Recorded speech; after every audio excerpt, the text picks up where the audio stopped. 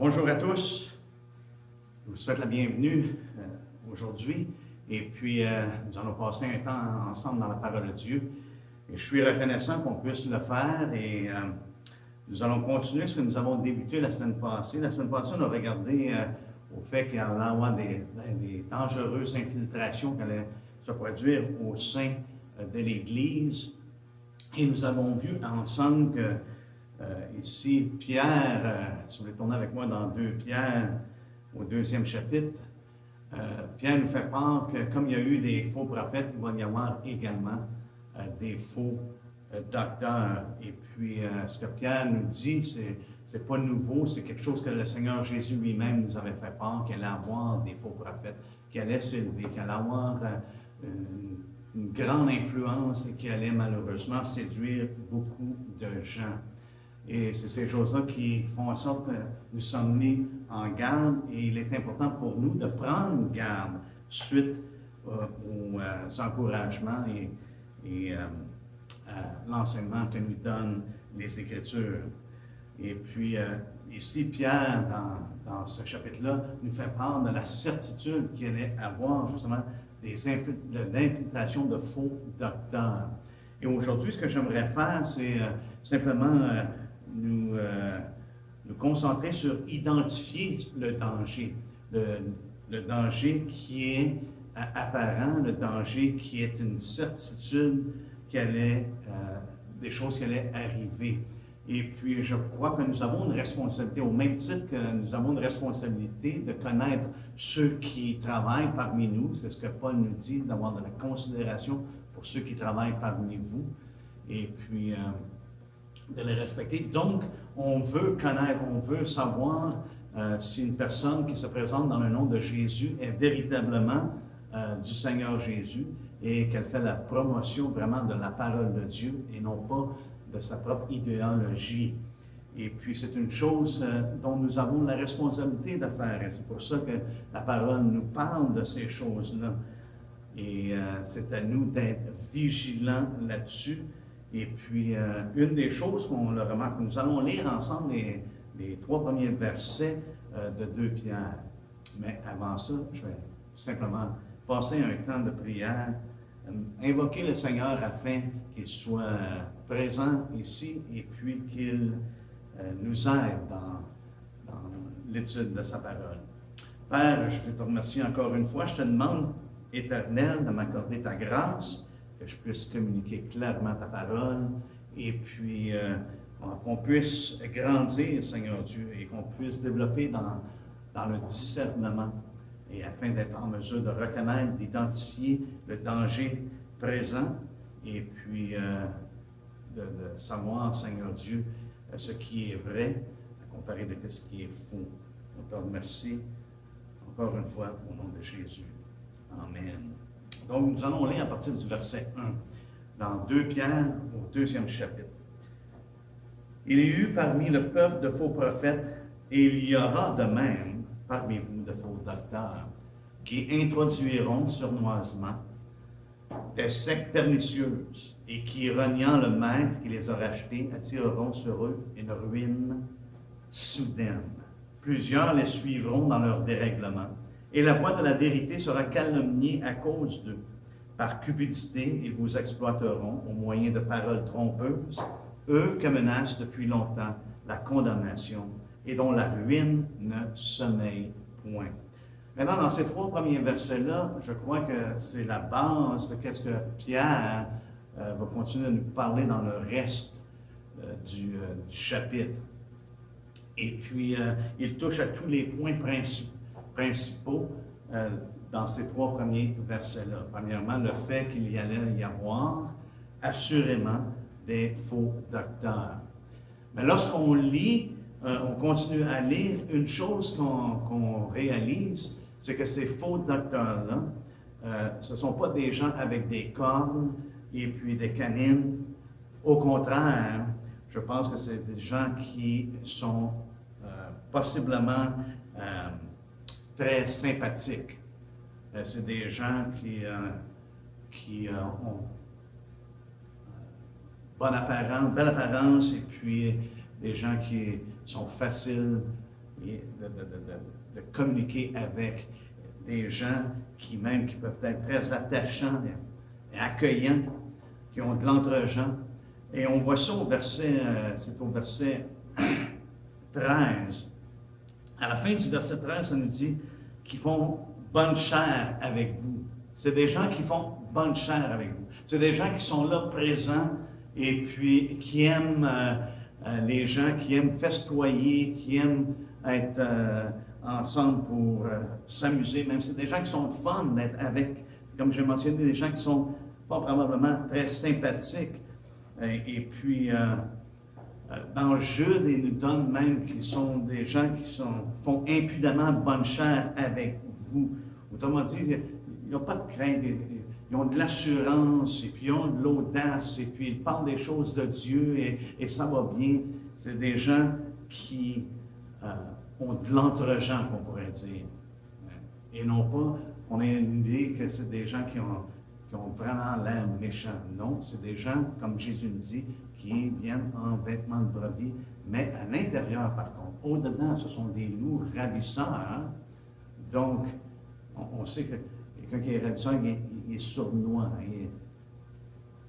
Mais Paul nous dit que ce sont des loups cruels. C'est des gens que, malheureusement, n'ont pas à cœur le peuple de Dieu. Ils ont à cœur leurs propres entreprises, leur propre bien-être. On fait juste penser, je pense que plusieurs d'entre nous ont eu déjà la visite de témoins de Jéhovah ou de Mormons. Ce sont souvent des gens qui sont sympathiques. Maintenant, eux, ils s'appellent encore chrétiens aujourd'hui, ils se disent chrétiens, mais avec les années, on voit qu'ils sont tellement déviés que par nous qui sommes disciples de Christ, maintenant, ils sont rejetés comme étant des faux docteurs et qu'ils portent une fausse doctrine. Leur enseignement est absolument fautif. Mais par contre, lorsqu'ils viennent à la porte, c'est des gens qui sont sympathiques, des gens qui ont de l'entre-gens souvent, et puis qui sont plaisants. Mais leur message est absolument erroné. Pourquoi s'attarder là-dessus? Parce que je crois que c'est important aux yeux de Dieu de s'attarder sur ces choses-là, parce que Dieu nous met en garde, donc on doit être vigilant.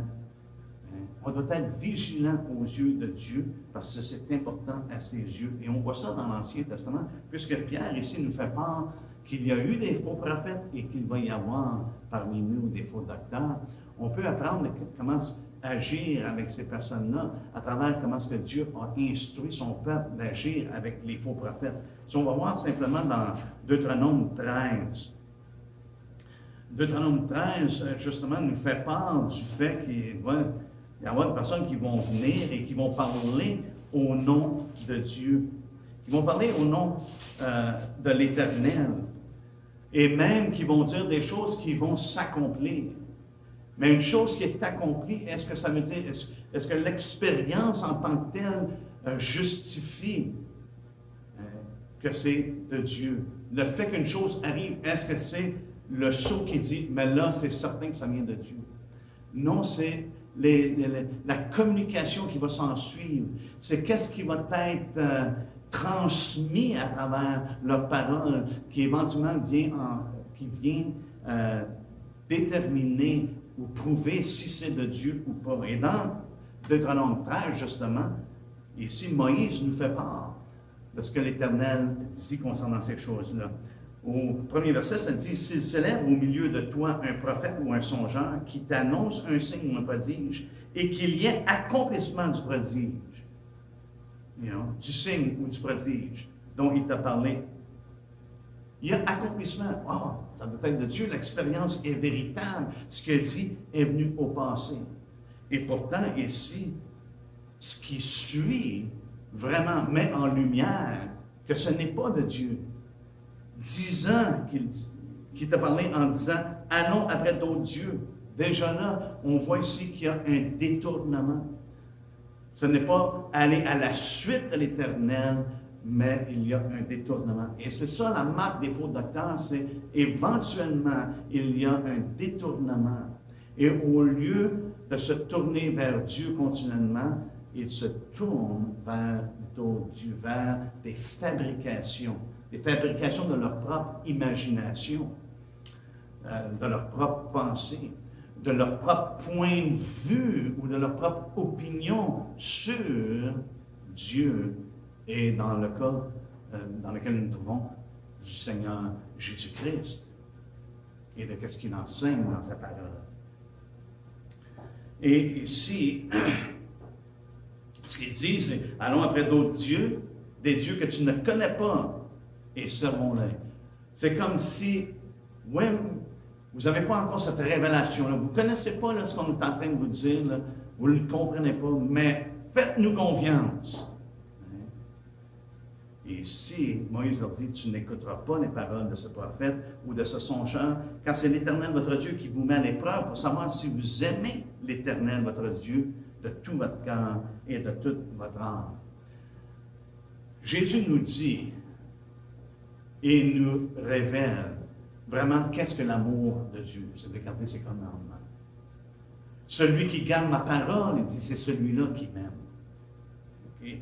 Et le Seigneur permet qu'on entende des choses ou qu'il y a des personnes qui vont dire des choses, voir si on va demeurer fidèle avec lui, voir si notre amour va être envers lui et qu'on va garder sa parole plutôt que de se tourner vers des histoires, vers des faussetés, vers une création d'hommes, vers les opinions et les pensées d'hommes. Et ici, au verset 4, il dit, vous n'irez pas après. Vous irez après l'Éternel, plutôt, votre Dieu, et vous le craindrez, vous observerez ses commandements, vous obéirez à sa voix, vous le servirez et vous vous attacherez à lui.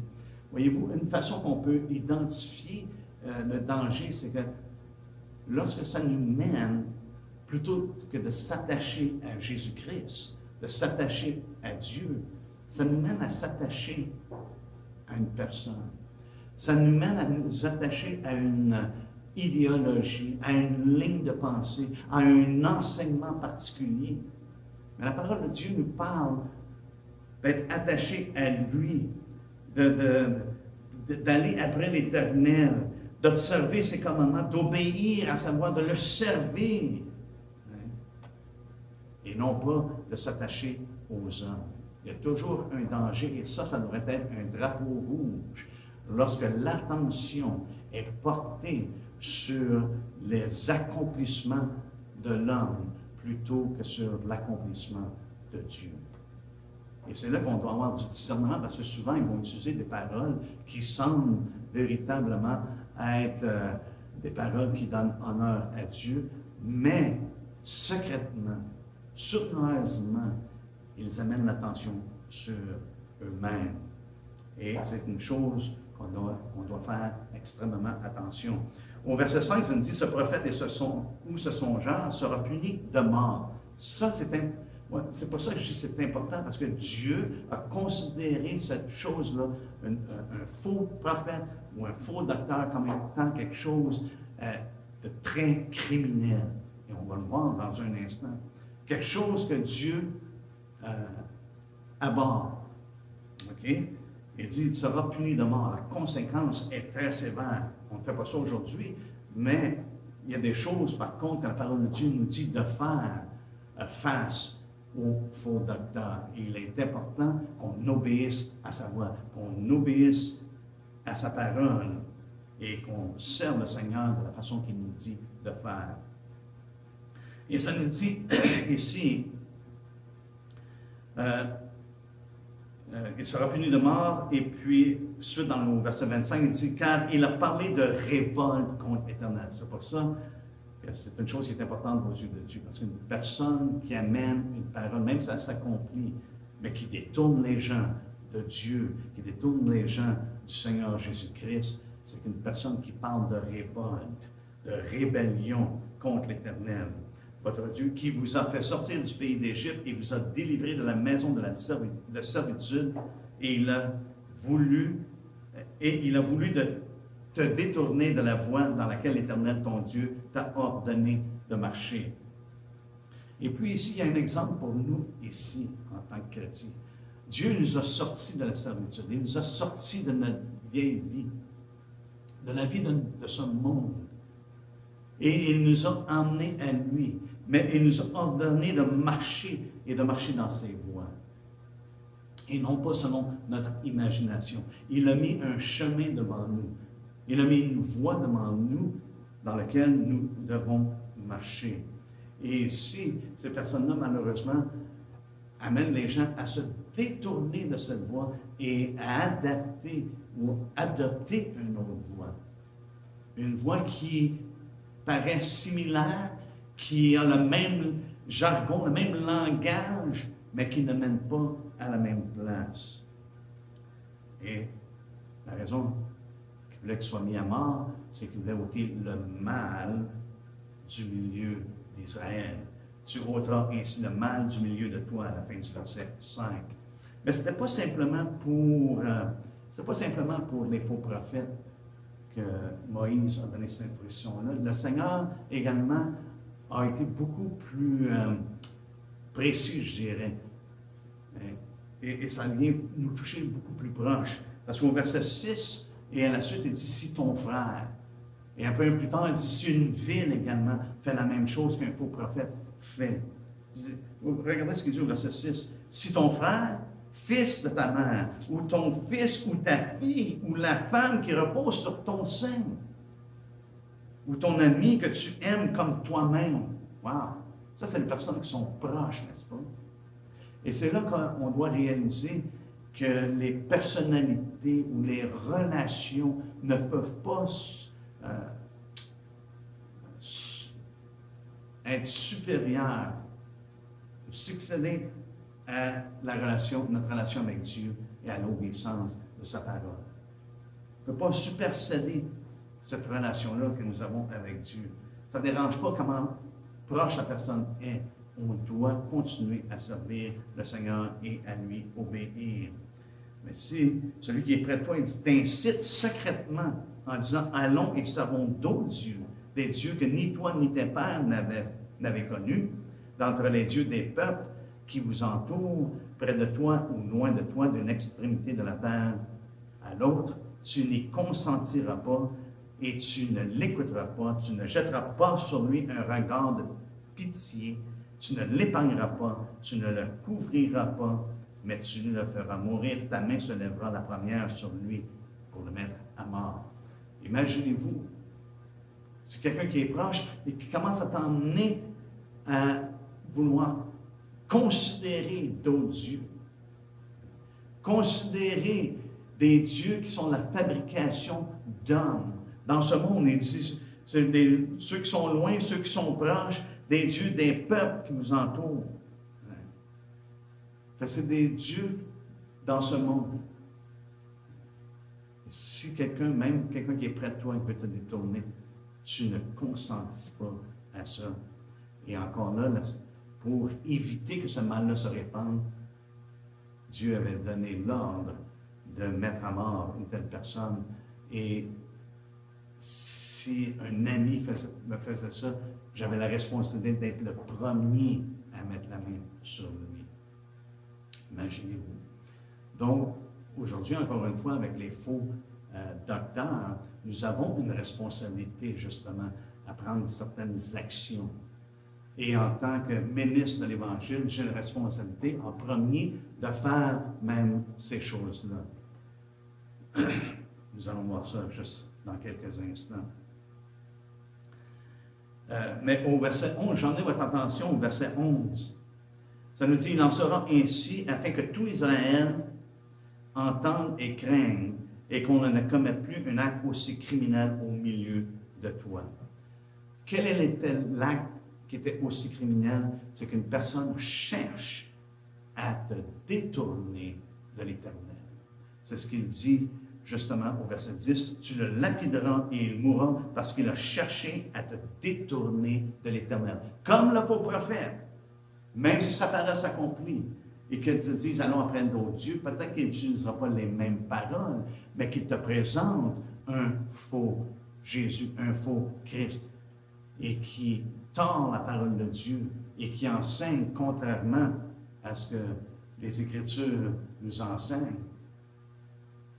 et par le fait cherche à te détourner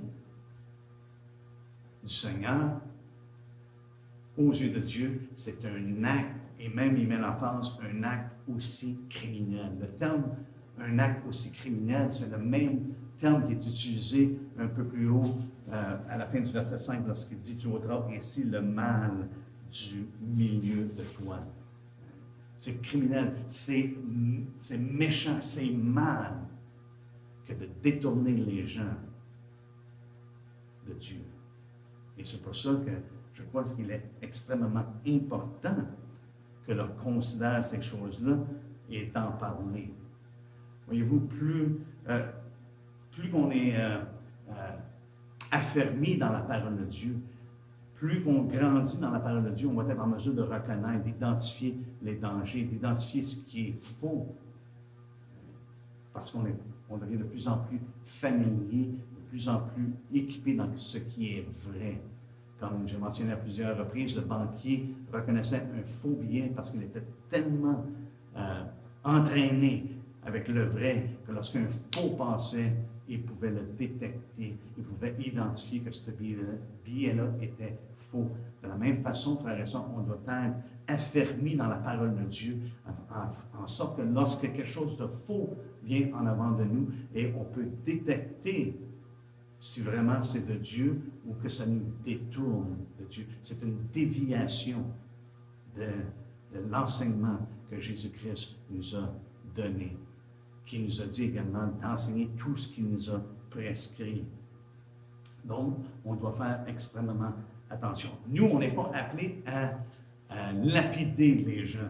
Mais par contre, la parole de Dieu est claire que nous devons agir, que nous devons faire attention et exercer certaines actions envers ces personnes-là. Si vous voulez tourner avec moi dans Tite,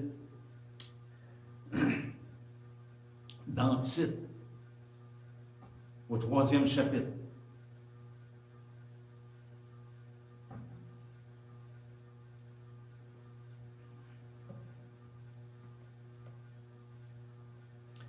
Et puis nous allons commencer à lire à partir du verset 9.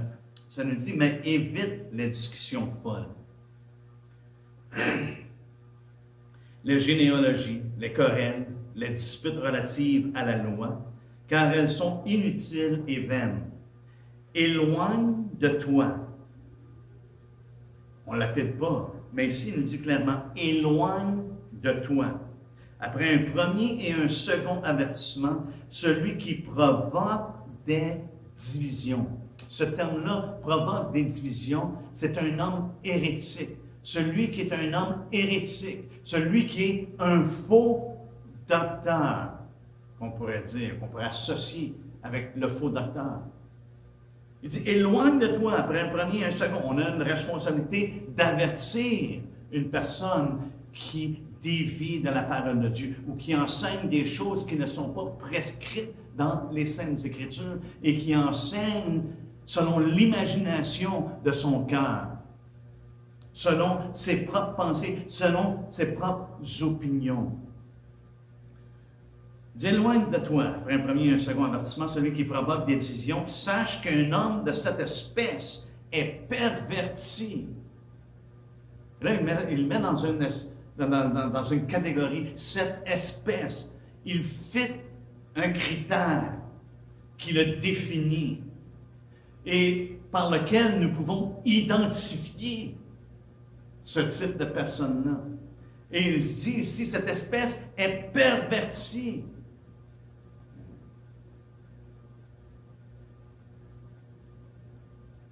Il est perverti et qu'il pêche en se condamnant lui-même.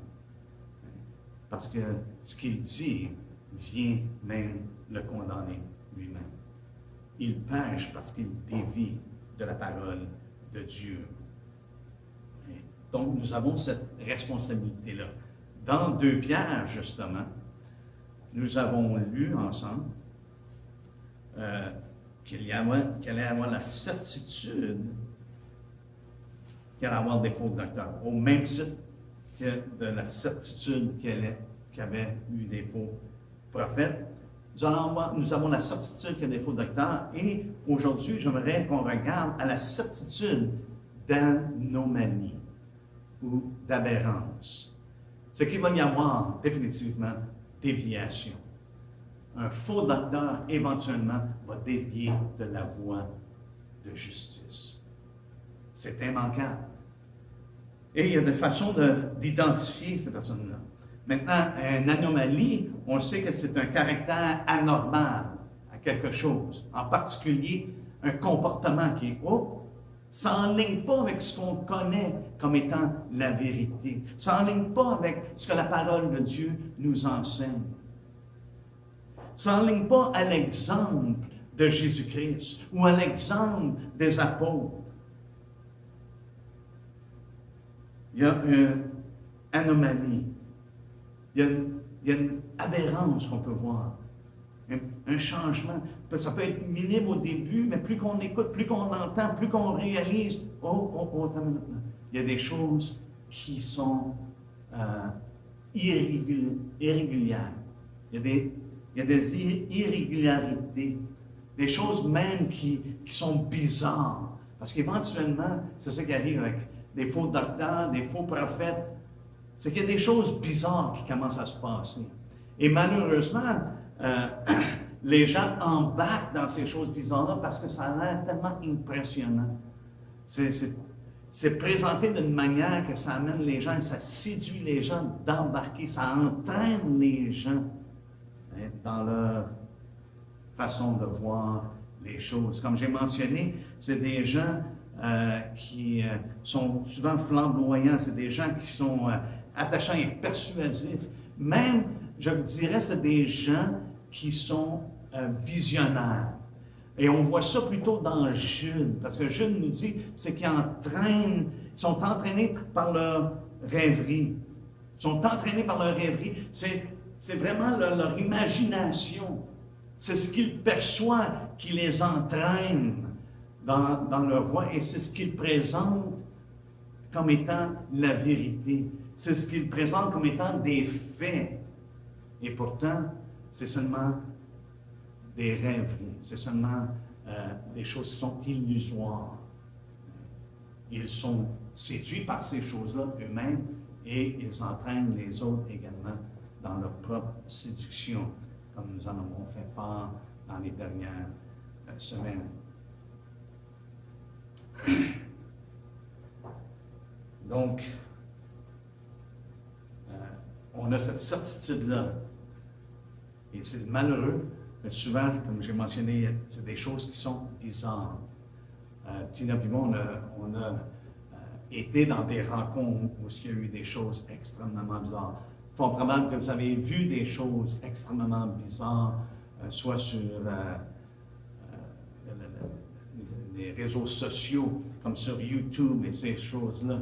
Et peut-être même que vous avez déjà participé, vous avez déjà été dans ces milieux-là, vous avez réalisé, il y a des choses qui sont irrégulières, il y a des choses qui sont anormales, parce que ce n'est pas constant avec la parole de Dieu, ce n'est pas constant avec la révélation que Dieu nous a donnée.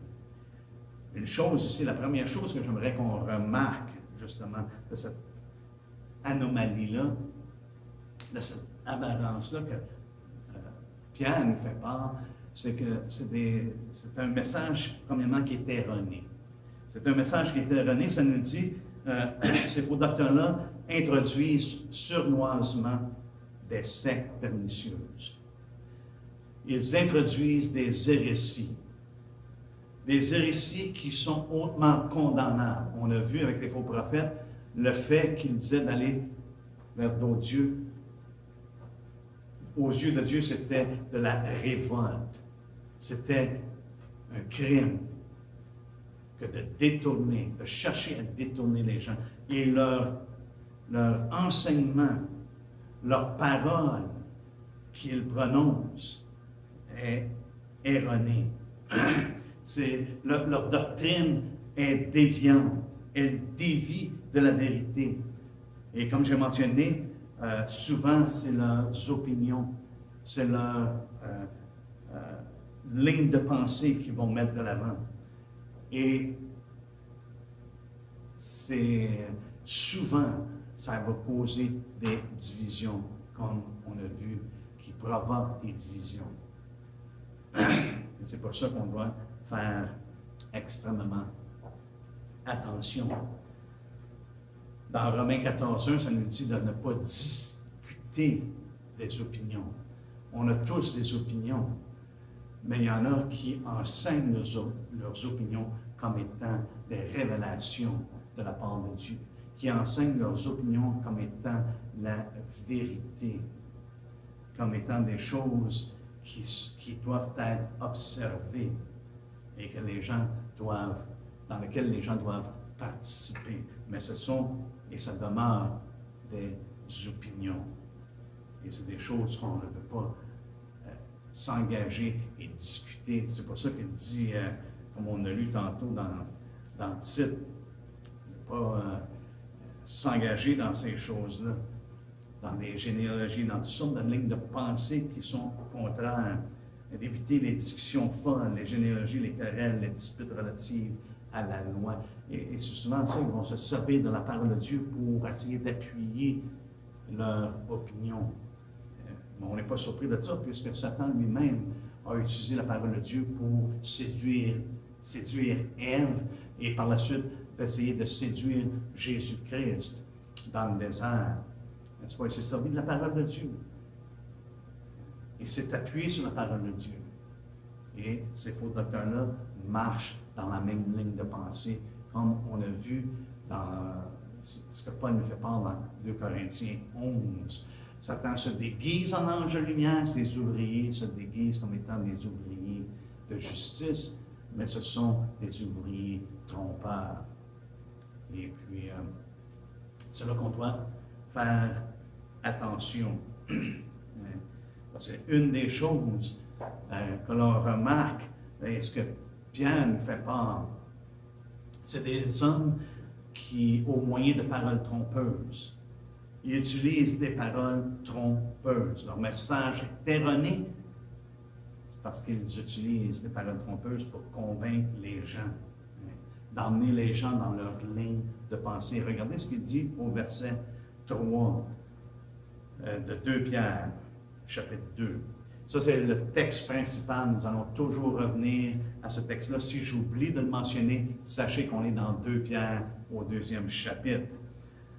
Ça nous dit, au verset 3, « Par cupidité, ils vous exploiteront au moyen de paroles trompeuses, eux que menacent depuis longtemps la condamnation et dont la ruine ne sommeille point. » Ça, c'est une trompeuse. Et ça, c'est une façon d'identifier. C'est des paroles trompeuses qui vont être dites.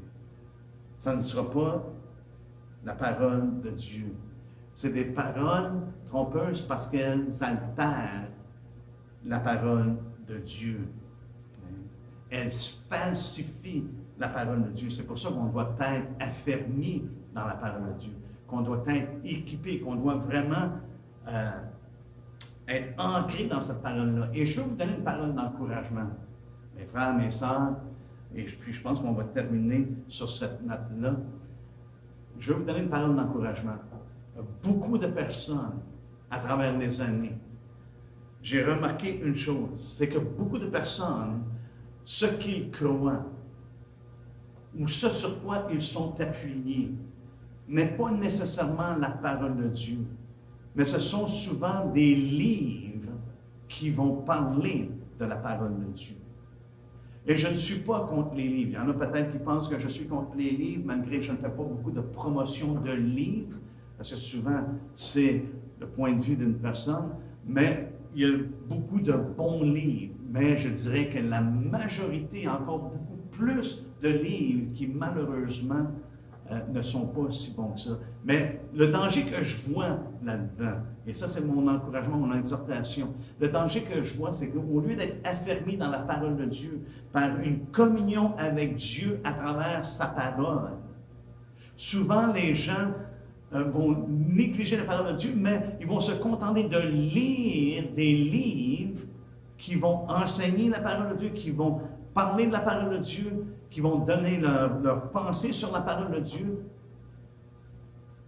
mais ça devient qu'il s'appuie sur l'homme plutôt que de s'appuyer sur Dieu lui-même. Dieu a utilisé des hommes, il a poussé des hommes, et c'est pour ça que nous avons des saints écrits, nous avons une parole prophétique, des Écritures qui est certaine. Mais c'est une œuvre que Dieu a accomplie à travers eux. Et nous avons maintenant la plénitude de cette parole-là que l'on retrouve au sein des Écritures, que nous avons dans l'Ancien et dans le Nouveau Testament. Dieu ne s'est pas servi par la suite d'hommes.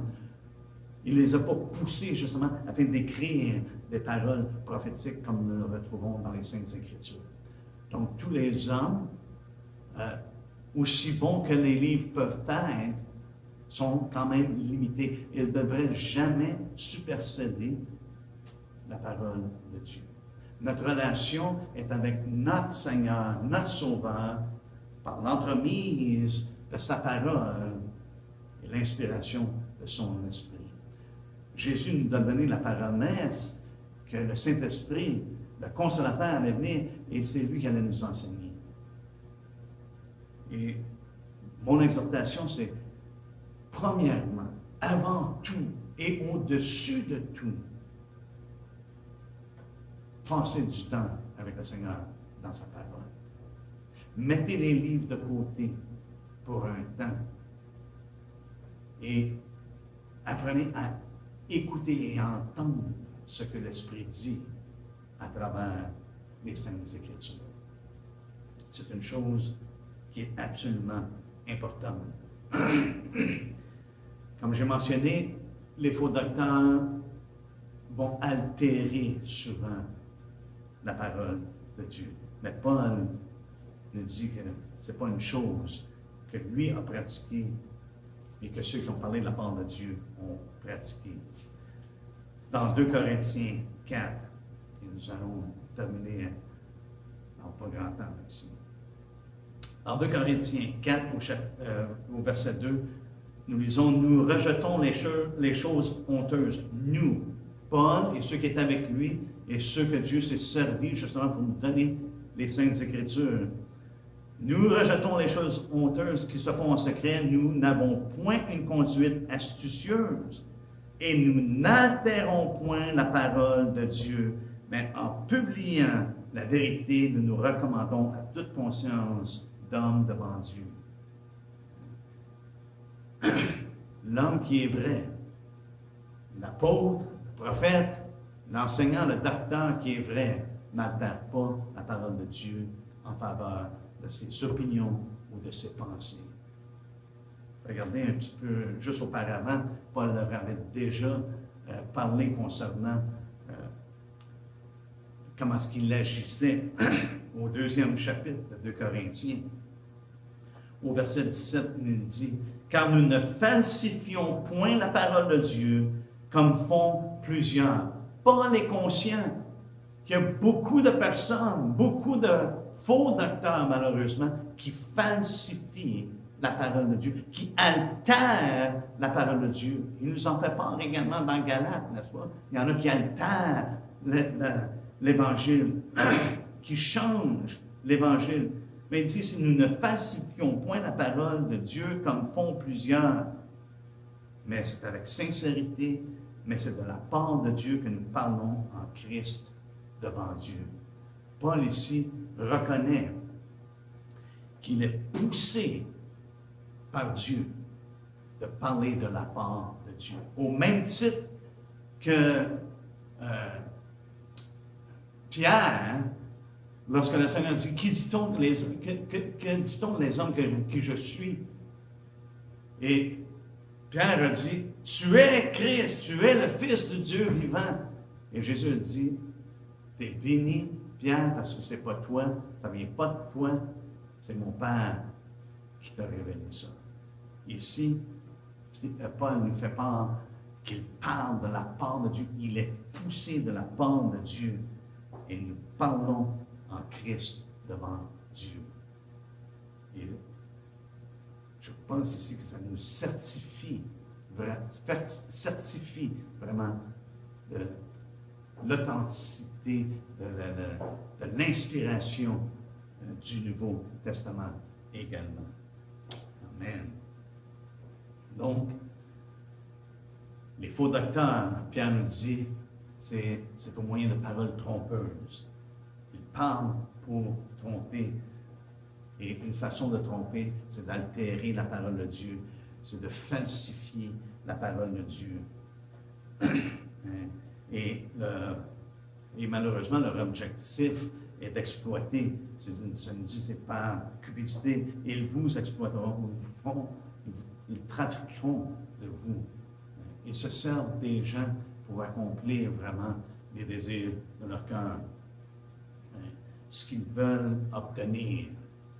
Et c'est souvent représenté par la cupidité. Et une chose que j'ai remarqué avec les années, c'est les faux docteurs éventuellement vont toujours ramener ça autour de l'argent.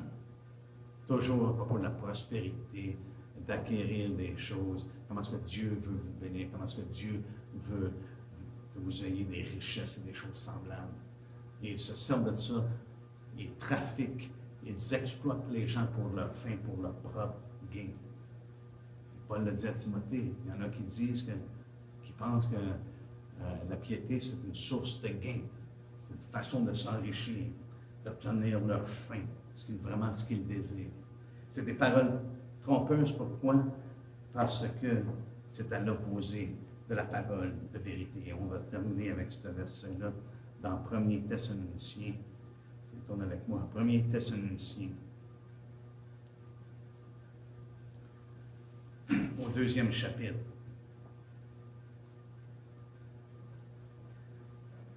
Commençons au verset 1. Ça nous dit, vous savez vous-même, frères, que notre arrivée chez vous n'a pas été sans résultat. Après avoir souffert et reçu des outrages à Philippe, comme vous le savez, nous avons pris de l'assurance en notre Dieu pour vous annoncer l'évangile de Dieu au milieu de bien des combats. Car notre prédication ne repose ni sur l'erreur, ni sur des motifs impurs, ni sur la fraude. Mais puisque Dieu nous a jugés dignes de nous confier l'Évangile, nous parlons non comme pour plaire à des hommes, mais pour plaire à Dieu, qui sonde nos cœurs. Et ça, c'est une chose qu'on remarque. Ceux qui, malheureusement, sont faux, c'est souvent que leur parole est pour plaire aux hommes, plutôt que plaire à Dieu. Mais Paul dit que ça n'a pas été le cas. On ne s'est pas reposé sur l'erreur, sur des motifs impurs, ni sur la fraude. Mais nous avons parlé de manière, non pas plaire aux hommes, mais de manière à plaire à Dieu. Regardez ce qu'il dit au verset 5.